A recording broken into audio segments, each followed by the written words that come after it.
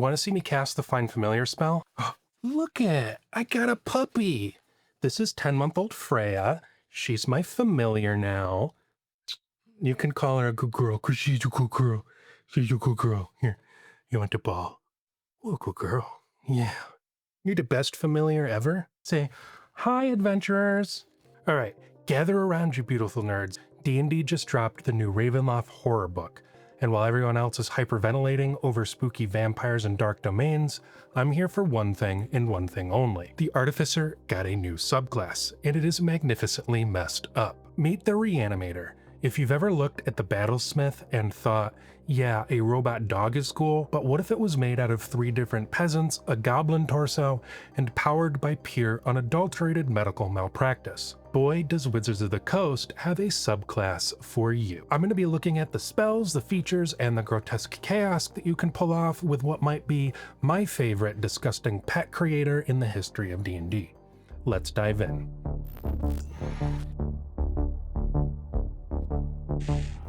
Right out of the gate at level 3, you get your expanded spell list, and it sets the tone here perfectly.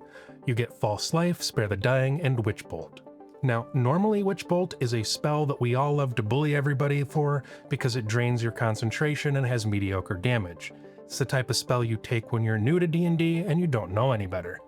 But here, it fits the flavor beautifully. Don't get me wrong, I'm still going to make fun of you for using it, but it's on theme now. You're a living manifestation of a walking, talking car battery of dark magic after all. But the real spice at level 3, it's the feature called Jolt to Life. Usually Spare the Dying is the most boring cantrip in the game. Your buddy falls unconscious, you touch them, they stop dying, yay, it's thrilling gameplay. But the Reanimator says, nah, let's add some spicy jumper cables in it and see what happens. And what happens with Jolt to Life is you manifest your favorite EMS reality TV show. You pump a surge of electricity into your downed ally, and they don't just stabilize. Instead, they instantly wake up with hit points equal to your Artificer level. But wait, there's more, says Billy Mays. The electricity backfires so violently that every creature in your choice within a 10-foot emanation makes a dexterity save. If they fail, they take 2d4 lightning damage on a half on a success. It's not much, but it's a cantrip. What do you want? You can modify this spell in this way a number of times equal to your intelligence modifier, and you regain all expended uses when you finish a long rest. The lightning damage of this feature increases by 1d4 when you reach Artificer level 11 and again at level 17. I really like the visual of an Artificer running up and using your unconscious fighter as a flashbang. It's hilarious and efficient, but let's be honest, you aren't playing this subclass to be a medic. You're playing it for your new best friend, the Reanimated Companion.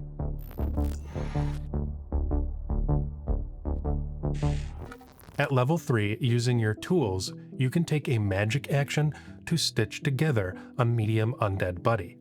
Flavor-wise, you determine its appearance. It can look like a classic flesh golem, a patchwork scarecrow, or even a terrifying amalgamation of taxidermy projects gone wrong.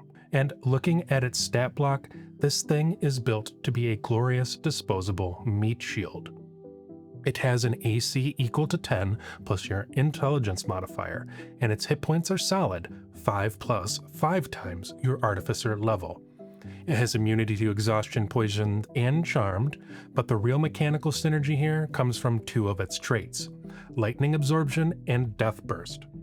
Whenever your patchwork pal takes lightning damage, it doesn't hurt it, it heals it for the exact amount of damage dealt. Remember how you get Witch Bolt on your spell list? Yeah, you could shoot your own pet and heal it every turn. That makes Witch Bolt really cool, actually. Or hear me out, you can intentionally let your party members go down, so when you jumpstart their heart, you give your flesh pet some HP at the same time. And if it does die, Death Burst triggers. It explodes into a 10-foot cloud of flying viscera, forcing a dex save on everyone nearby for 2d4 necrotic damage. For an attack, it has Dreadful Swipe. You use your spell attack modifier, and it deals necrotic damage. The best part of this is when it hits, the target cannot take opportunity attacks until its next turn. At level 5, you get strange modifications whenever you build your flesh buddy. You get to give it a passive buff. You can choose Ferocity, which bumps its attack die up to 1d6, which is nice, simple, and reliable. or you can choose Arcane Conduit. I really like this one. It lets you cast spells as if you were standing in your companion's space. Plus, once per turn, when you cast an evocation or necromancy spell that deals damage through it, you get to add your intelligence modifier to the roll. I really think being able to cast spells through it is super good tactically because it allows you to stay more in the backfield and less out of danger. Your zombie is more of a remote-controlled rocket launcher here. And at level 9, the design team at Wizards clearly lost their mind. Improved reanimation makes your pet's death burst explode for 4d4 necrotic damage, and its necrotic attacks now ignore resistances. And here you get macabre modifications. You choose 2 buffs when you make your companion, and they add 3 new options to the menu. Option 1 is bloated. Your companion becomes large. When it hits something with its swipe, it shoves it 10 feet away. Also, you add your intelligence modifier to its death burst explosion, which is perfect for crowd control. And you can choose Gaunt. Its speed jumps to 45 feet, it gets a climb speed, and it can walk on ceilings like a creepy spider. And any enemy that starts its turn within 10 feet of it must pass a wisdom save or become frightened. It's a sleep paralysis demon on a leash. And finally, option 3, the word that strikes fear into the hearts of millions. Moist. Yes, your zombie can officially be moist. If you choose this, it gains a swim speed and it can squeeze through spaces as narrow as 1 inch. Picture a slurry of organic matter slithering under a door like a creature from the Blob. And also when it gets hit by a melee attack, the attacker takes immediate acid damage equal to your intelligence modifier. It's too gross to touch. And finally, at level 15, you reach your refined reanimation. You become the undisputed flesh master, if you will. You get superior modifications.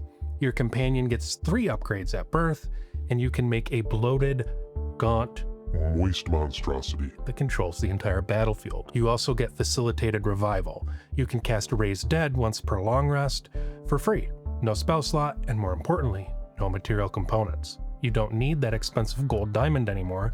You just pull out your wrench and your jumper cables, tinker with your teammate for a bit, and boom, they're back on your feet. While you're in there though, see if you can find out what gives the warlock his audacity. And the crown jewel feature here is called Life Transfer. Imagine that you're low on health. The BBEG lands a massive crushing blow on you and it should absolutely knock you out. But as a reaction, you pull the ultimate mad scientist move.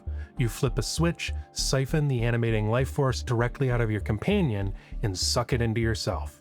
You gain hit points equal to your companion's current HP, and your companion, well, he kinda dies. Drops to 0 HP on the spot.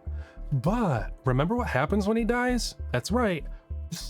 Your moist little buddy splats all over the boss's face. Splats all over the boss's face. Final thoughts? Is it worth it? Well, it's not the most OP class in the game, and I don't think Artificer honestly ever was. But the Reanimator is easily one of the most flavor-packed, mechanically cohesive subclasses we've seen in a long time. It perfectly balances the utility of Artificer with a dark, gritty aesthetic of Ravenloft, and Drakkenheim, to be honest.